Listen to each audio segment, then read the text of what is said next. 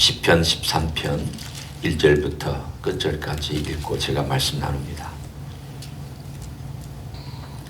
여호와여, 어느 때까지이니까 나를 영원히 잊으시나이까? 주의 얼굴을 나에게서 어느 때까지 숨기시겠나이까?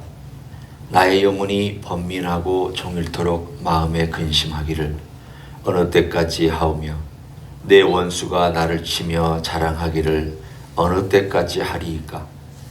여호와 내 하나님이여, 나를 생각하사 응답하시고 나의 눈을 밝히소서. 두렵건대 내가 사망의 잠을 잘까 하오며, 두렵건대 나의 원수가 이르기를 내가 그를 이겼다 할까 하오며, 내가 흔들릴 때에 나의 대적들이 기뻐할까 하나이다. 나는 오직 주의 사랑을 의지하여 싸우니 나의 마음은 주의 구원을 기뻐하리이다. 내가 여호와를 찬송하리니 이는 주께서 내게 은덕을 베푸심이로다. 아멘. 시편의 기도 가운데 어찌하여라는 표현과 어느 때까지라는 표현이 종종 등장합니다. 이것은 다윗이 오랫동안 기도했고 또 상당히 공을 들여서 기도를 했지만 아직 기도응답이 이루어지지 않거나 상황이 더 나빠질 때 쓰는 표현법입니다. 우리도 어느 일정 기간 내가 기도를 했다고 쳤을 때, 이 정도 기도하면 하나님께서 들으시겠지. 이제 하나님께서 내 기도를 들으시고 응답해 주시겠지. 라고 마음속에 기대를 하면서 그렇게 하나님께 나아갈 때가 있습니다. 그런데 막상 시간이 흘러가면서 상황을 보면 전혀 나아지지 않았거나 오히려 더 어려운 일이 닥쳐서 도대체 왜 이럴까? 나는 정말 하나님께 전심으로 기도한다고 기도했는데 왜 상황은 안 나아질까? 내가 기도를 덜 해서 그럴까? 아니면 하나님이 내 기도를 들으시고 계시는 것일까? 뭘까? 오늘 어느 때까지입니까? 어느 때까지입니까? 라고 하는 것은 우리말로나 영어로는 how long, 얼마나 더 오래, 그런 뜻이죠. 얼마나 더 오래 내가 참고 기도해야 됩니까? 기도해야 됩니까? 우리는 이때가 언제일까? 라고 짐작해 보면 다윗이 아마도 사울에게서 도망 다니던 그때에 지은 시편이 아닐까. 어느 때라고는 정확하게 나와 있지 않습니다만 짐작해 볼 수 있습니다. 10대 후반, 20대 초반부터 도망 다닌, 그 도망 다니는 세월이 1년도 2년도 아닙니다. 10년이 넘게 흐르고 총 합치면 13년, 20대 초반이라고 하면 13년, 10대 후반이라고 하면은 한 15년, 16년. 그의 생애가 가장 황금기라고 얘기할 수 있는, 요즘의 우리 젊은 우리 시대나 또 지금 시대도 마찬가지지만 가장 활발하고 가장 에너지 넘치고 가장 많이 배우고 가장 모든 것을 추구하고 꿈을 꾸고 그야말로 모든 것을 하고 싶은 그 나이, 10대 후반부터 30대 중반까지 그 나이를 도망다니는데 세월 다 보냈어요. 요즘 같으면 아이고 내 인생 다 끝났네. 가장 좋은 시절 다 도망다니느라고 나는 도대체 뭘 했지? 라고 얘기할 수 있는 그때의 다윗의 마음도 얼마나 답답했는지를 이 시편에 견주어서 한번 생각해 보십시오. 일단 다윗의 마음을 한번 우리가 생각해 봅니다. 힘들었겠다. 참 어려웠겠다. 그리고 어려운 일이 좀처럼 나아지지 않게 그냥 힘들고 사울은 여전히 쫓아오고 여전히 도망다녀야 되고 여전히 주변에 있는 사람들을 끌고 다니면서 또 먹여 살려야 되고 하는 이런 등등등의 많은 첩첩산중 같은 그의 상황 속에서 하나님은 어느 때까지 해야 됩니까? 어느 때까지 제가 이렇게 눈물 흘려야 됩니까? 라고 하는 이 기도가 그럴 수 있어. 다윗은 충분히 이런 기도를 하나님께 드릴 수 있어. 우리 상황도 이렇게 기도를 드렸던 때가 있었습니다. 너무 힘들었을 때, 오랫동안 아팠을 때라든가, 또는 어떤 관계가 깨졌는데 회복되지 않고 오랫동안 지속됐을 때, 어떤 문제가 해결되지 않고 오랫동안 내 마음을 괴롭혔을 때, 아마 우리도 이런 기도의 표현을 썼을 것입니다. 이런 기도를 할 수 있는 것이 은혜입니다. 왜냐하면 누구한테 가서 이런 하소연합니까? 사람한테 가서 이런 하소연하면은 받아주지도 않고 해결도 안 됩니다. 넋두리밖에 안 됩니다. 그러나 하나님 아버지 앞에 와서 이것을 해결하고 하나님께 이것을 아뢰을 수 있다고 하는 것은 참 기도하는 사람들의 특권입니다. 다윗이 스트레스가 이만큼 쌓였습니다. 두려움과 염려가 이만큼 쌓여 있습니다. 마음속에 하나님께서 나를 잊으셨다라고 하는 것 때문에 마음이 너무 섭섭하고 힘이 듭니다. 거기에 보면은 다윗이 1절에 하나님, 나를 영원히 잊으셨습니다. 불편함을 얘기합니다. 힘든 것을 막 하나님께 막 토해내고 있습니다. 근데 참 희한합니다. 토해냄에 아름다움이 있습니다. 이 두 말은 서로 어울리지 않는 말이죠. 토해내는 것과 아름답다. 인간적으로 토해낸 것은 아름답지 않습니다. 냄새나고 더럽습니다. 그런데 내 영혼에 토해낸 것은 아름답습니다. 하나님 아버지 앞에 내 영혼을 토해내면 그 토해낸 것은 하나님의 사랑을 갈구하는 것이기 때문에, 그 하나님, 제가 지금 하나님의 도움이 필요하고 하나님의 사랑이 필요하고 하나님의 역사가 필요하다고 하는 그 갈망이기 때문에 그건 아름답습니다. 제 둘째 아이가 힘들고 어려울 때 10대 때 멀리 다른 주에서 공부하던 적이 있습니다. 그러면 저희 그때는 한국에 있었을 때인데 엄마하고 전화할 때가 있습니다. 그러면 그 아이의 속이는 속상한 것들을 엄마한테 다 얘기합니다. 이 아이 남들에게 다 친절하고 착한 아이입니다. 남들이 보면 참 이렇게 친절하고 싹싹하고 또 잘 대해주는 걸 보니까 참 성품이 좋다. 그렇지만 엄마한테는 딱 쏟아놓습니다. 엄마에게는 자기 스트레스를 다 얘기합니다. 그 후에도 또 계속 자기 어떤 스트레스가 쌓이면 엄마한테 쏟아놓습니다. 엄마는 아들이니까 받아줍니다. 아니, 세상에 어떤 사람의 그 쏟아놓는 얘기를 그렇게 받아줍니까? 남편이 그렇게 쏟아놓으면요, 안 받아줍니다.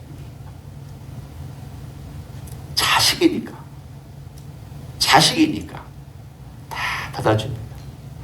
어떨 때는 귀에 딱지가 생기도록 받아줍니다. 그 아이는 잔뜩 세상에서 관계에서 쌓인 스트레스와 어려움을 다 하소연합니다. 미주알고주알 얘기하고 그 아름다운 그 얼굴에서 찡그리고 상하고 그 고통스러운 이야기들로 인하여 힘들었던 것이 이야기하면서 다시금 그 아름다운 얼굴로 돌아오는 그런 과정을 겪습니다. 하나님께도 한번 생각해 보십시오. 하나님께서 하나님의 귀에 딱지가 생기도록 내가 얘기한다고 하나님께서 더 얘기하지 마라, 듣기 싫다, 이렇게 하시겠습니까? 또 똑같은 얘기 반복하는구나. 하나님 그렇게 말씀하시겠습니까? 하나님 그렇게 말씀하시지 않습니다. 하나님 그걸 다 듣고 계시고 들어주십니다. 어떨 때는 어찌하여 하나님께 얘기해요. 어떨 때는 어느 때까지 라고 얘기해요. 하나님 왜? 라고 얘기해요. 이러한 모든 내 마음속에 있는 두려움과 스트레스와 그 갈등과 아픔을 하나님께 막 쏟아놓아도 하나님께서는 그거 다 들어주시고 받아주시고 그 기도에 대하여 다 하나님께서 헤아려 주고 있어요. 지금 그는 이 상황이 너무나도 오해에 지속되고 있기 때문에 그 고통 속에서 하나님의 임재를 느끼지 못하고 있습니다. 그게 필링입니다. 사람이 어떤 필링이 가득 차면, 특별히 이 다윗과 같이 이런 필링이 가득 차면 하나님의 임재가 느껴지지 못합니다. 버림받은 느낌, 홀로 있는 느낌, 나만 스트레스 받고 있는 느낌, 다 대적들이 이길 것 같은 느낌, 나는 이러다가 죽을 것 같은 느낌, 과연 나는 이 상황을 영원히 빠져나올 수 있을까라고 하는 그러한 의심과까지도 있는 느낌, 이 느낌 때문에 막 소용돌이치다가 하나님께 이 것들을 다 쏟아놓기 시작하면 그의 마음이 하나님 아버지 앞에서 이렇게 스트레스가 빠져나가고 그의 두려움이 빠져나가면서, 물론 하나님께서 역사하시기 때문이죠. 그러나 동시에 그의 필링도 차분하게 가라앉으며 그 빈 마음에 다시금 하나님의 임재가 찾아 들어와서 자리를 잡기 시작합니다. 소리 질러야 됩니다. 힘들 때, 고통스러울 때 외쳐야 됩니다. 사람에게 외칠 것이 아니라 하나님께, 사람에게 부르짖을 것이 아니라 하나님께.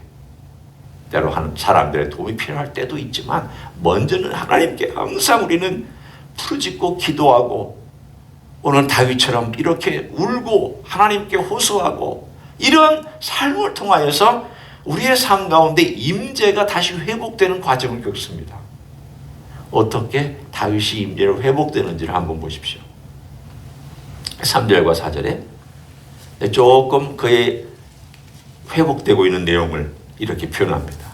여호와 내 하나님이여. 그의 호칭이 바뀐 걸 느끼시죠? 여호와여 도와달라고 어느 때까지 하다가 여호와 내 하나님이여. 거기에 내 자가 하나 들어갔습니다. 뉘앙스가 어떤 뉘앙스를 느끼실 수 있습니까? 아, 하나님은 나의 하나님이시지. 내 기도를 듣고 계시지. 내가 부르짖을 때 하나님은 나를 그냥 놔두시지 아니하시지. 내 하나님이야. 내 아빠야. 내 엄마야.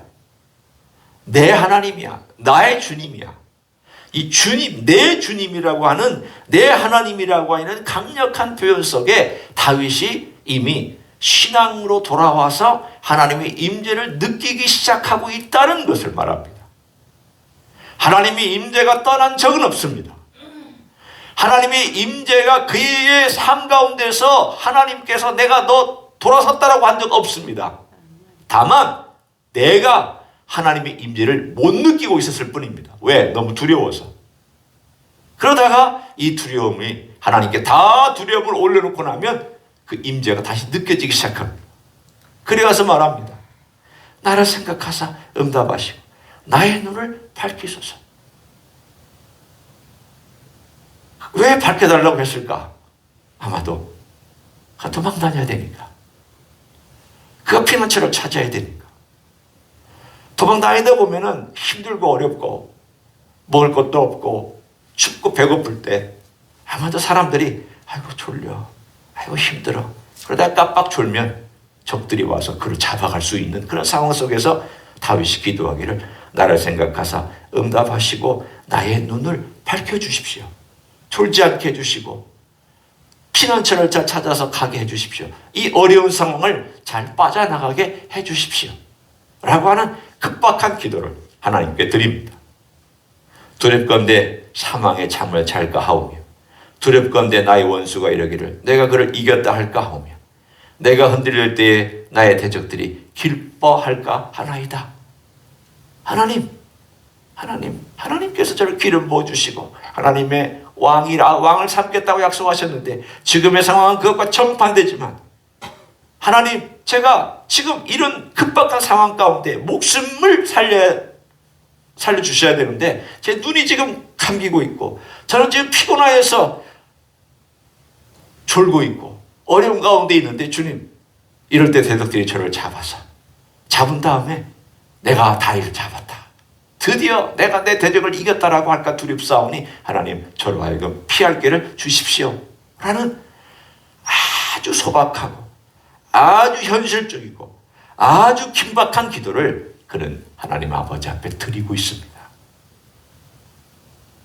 그리고 나서 이 기도를 드리고 나서 세 번째, 그의 마음이 더 하나님을 향하여 정돈되고 그의 마음이 차분해지고 하나님으로 채워진 기도를 드립니다. 그것이 바로 5절과 6절입니다. 나는 오직 주의 사랑을 의지하여 싸우니 나의 마음은 주의 구원을 기뻐하리이다. 내가 여호와를 찬송하리니 이는 주께서 내게 은덕을 베푸심이로다. 그 부르짖고 났더니 하나님께서 그의 마음 가운데 생각 속에 찾아오셨습니다. 그리고 그의 기억을 다시 일으켜 주셨습니다. 하나님께서 역사하여 주셨습니다. 지난 과거 동안 현재까지 하나님께서 어떻게 자기 자신을 도와줬는지를 생각하게 해주셨습니다. 그 단어가 주의 사랑, 또 6절에는 은덕이라는 단어들입니다. 하나님께서 저를 여기까지 보여주셨습니다. 여러 기이한 일들로 다 보여주셨습니다.